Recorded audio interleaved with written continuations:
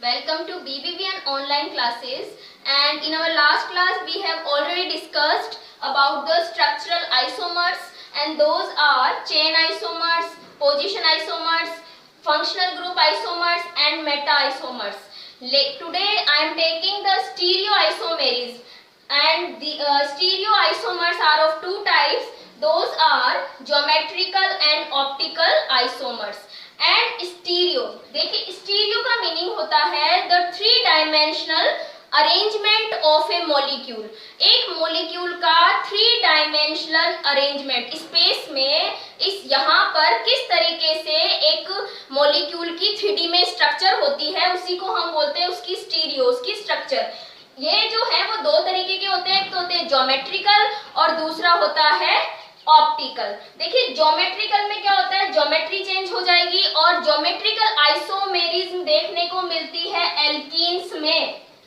जो तो हमारे सिलेबस में है वो क्या है, एल्कीन्स। तो एल्कीन्स का मैं एक एग्जांपल लेके आपको एक्सप्लेन कर देती हूँ कि मान लीजिए मेरे पास ये दो कंपाउंड है इस तरीके से, ठीक है। एक तो मैंने ये बनाया है और दूसरा मैं इसी को इस तरीके से बना देती हूँ।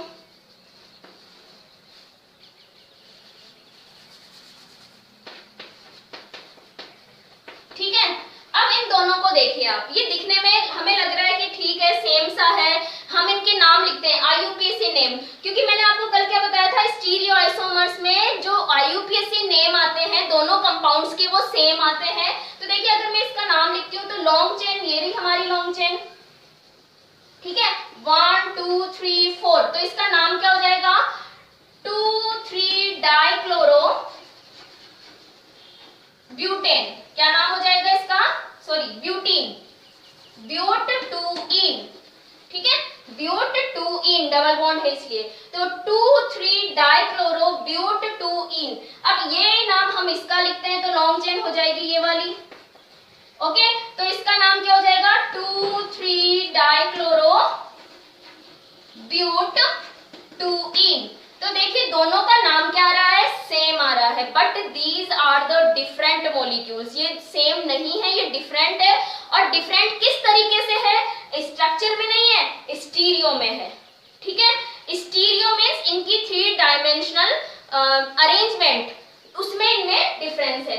तो जब हम इसकी बात करते हैं तो देखिए दोनों कार्बन पे, यानी डबल बॉन्ड्स के तो दो कार्बन है, उस पे जो क्लोरो ग्रुप जुड़े हुए हैं वो देखिए 180 डिग्री पर है। किस पर है, 180 डिग्री पर, ठीक है। जबकि मैं इस मॉलिक्यूल की बात करती हूँ तो वो कितने एंगल पे है, 90 डिग्री के एंगल पर है। तो जब दो डबल बॉन्ड के कार्बन पर या एसिमेट्रिक एल्कीन्स पे, एसिमेट्रिक एल्कीन्स कौन सी होती है, जिन पर, सॉरी एसिमेट्रिक एल्कीन नहीं, एल्कीन्स होते हैं, सिमेट्रिक एल्कीन्स होंगी या एसिमेट्रिक भी हो सकती है, उनके अंदर क्या होता है, सेम ग्रुप, ठीक है। वो फंक्शनल ग्रुप भी हो सकते हैं, वो एल्काइल ग्रुप्स भी हो सकते हैं। अगर वो एक दूसरे के अपोजिट हो या 180 डिग्री पर हो तो हम उसे बोलते हैं ट्रांस आइसोमर। हम क्या बोल सकते हैं, ट्रांस आइसोमर्स। लेकिन जब 190 डिग्री के एंगल पे होते हैं तो हम उसको बोलते हैं सिस आइसोमर, ओके। तो इस तरीके से ज्योमेट्रिकल आइसोमर्स दो तरीके के होते हैं, ट्रांस एंड सिस। और ये रीजन है कि ज्योमेट्रिकल आइसोमर को हम, आइसोमेरिज्म को हम सिस ट्रांस आइसोमेरिज्म भी बोलते हैं। ज्योमेट्रिकल आइसोमेरिज्म को और क्या बोल सकते हैं हम, सिस ट्रांस आइसोमेरिज्म, क्योंकि यहाँ पे दो तरीके के आइसोमर्स बनते हैं। अब देखिए मैं एक और एग्जांपल ले लेती हूँ इसी का, कि अगर यहाँ पे मैंने OH लगाया है, यहाँ मैंने Cl लगाया है, यहाँ मैं CH3 लगा रही हूँ और यहाँ मैं क्या लगा रही हूँ C2H5, ठीक है। अब यहाँ पर भी हमें सिस और ट्रांस बताना है। एक तो मैंने ये मॉलिक्यूल बनाया और दूसरा मॉलिक्यूल मैं ये बना देती हूँ यहाँ पे इस तरीके से। देखिए दिखने में तो दोनों सेम ही लग रहे हैं, बट जो सेम, जैसे एल्काइल ग्रुप है, यहाँ पर अगर मैं एल्काइल ग्रुप को देखूं तो वो 180 डिग्री के एंगल पर है। यहाँ पर मैं अगर एल्काइल ग्रुप को देखती हूँ तो वो 190 के एंगल पर है। अगर मैं फंक्शनल ग्रुप की बात करूं तो इसमें 180 डिग्री पर है और इसमें अगर मैं फंक्शनल ग्रुप की बात करती हूँ तो वो 90 डिग्री के एंगल पर है। तो जब 180 डिग्री के एंगल पे होते हैं या एक दूसरे के अपोजिट होते हैं तो हम उसे बोलते हैं ट्रांस, ओके। और 90 के एंगल पे होते हैं तो हम उसको बोलते हैं सिस। तो इस तरीके से देखिए अब हमें इन दोनों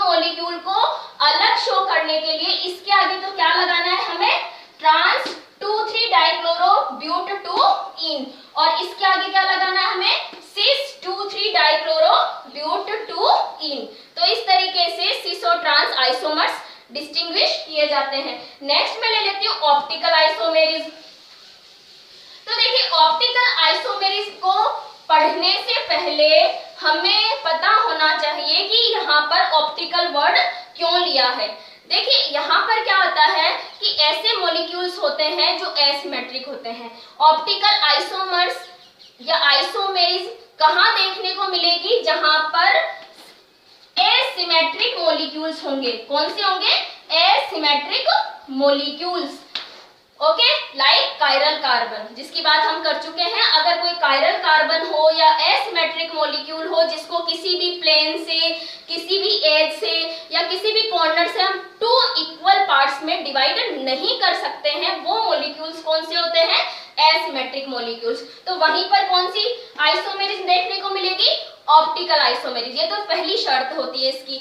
नेक्स्ट हम बात करते हैं कि यहाँ ऑप्टिकल वर्ड क्यों लिया है, कि इन मॉलिक्यूल्स को या इन आइसोमर्स को डिस्टिंग्विश करने के लिए प्लेन पोलराइज्ड लाइट को इन मॉलिक्यूल्स में से पास आउट किया जाता है। तो जैसे इनको पास करते हैं तो ये या तो लेफ्ट डायरेक्शन में रोटेट हो जाती है लाइट, या फिर लाइट राइट डायरेक्शन में रोटेट हो जाती है, और इसी रोटेशन के बेसिस पर हम ऑप्टिकल आइसोमर्स को D और L 2 आइसोमर्स में, मतलब 2 पार्ट्स में डिवाइड करते हैं। तो D का मतलब होता है डेक्स्ट्रो। D का मीनिंग क्या होता है? डेक्स्ट्रो। और L का मतलब होता है लेवो। These are the words for D and L. D dextro का मीनिंग होता है राइट डायरेक्शन, L लेवो का मतलब होता है लेफ्ट डायरेक्शन। देखिए इसको हम लर्न कर सकते हैं, L फॉर लेवो, L फॉर लेफ्ट। तो एक चीज हमें याद हो जाएगी तो दूसरी हम अपने आप लर्न रख सकते हैं। अब देखिए होता क्या है। सबसे पहले हमें पता है सनलाइट आती है, तो सनलाइट जो होती है वो उसकी जो मॉलिक्यूल पार्टिकल्स होते हैं वो हर डायरेक्शन में मूव करते हैं। तो सबसे पहले हमें लाइट को प्लेन पोलराइज्ड लाइट में कन्वर्ट करना होगा, और इसके लिए क्या करते हैं हम लाइट को निकोल प्रिज्म से पास करते हैं। तो जैसे प्लेन पोलराइज्ड लाइट को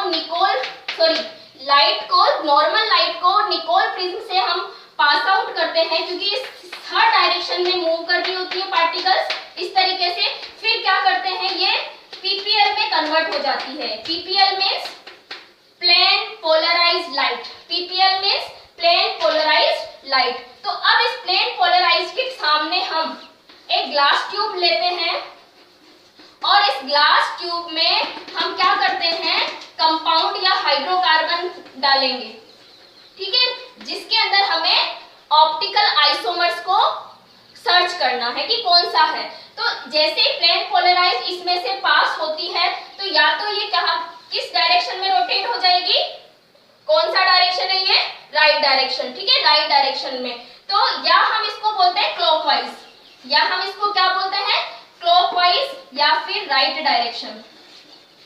तो अगर लाइट, ये जो हाइड्रोकार्बन नंबर 1 है, अगर इस लाइट को क्लॉकवाइज डायरेक्शन में रोटेट कर देते हैं तो ये किस तरीके के होते हैं? डी आइसोमर्स होते हैं, डेक्स्ट्रो रोटेटरी होते हैं। इसको और क्या बोलते हैं हम? डेक्स्ट्रो रोटेटरी, ठीक है।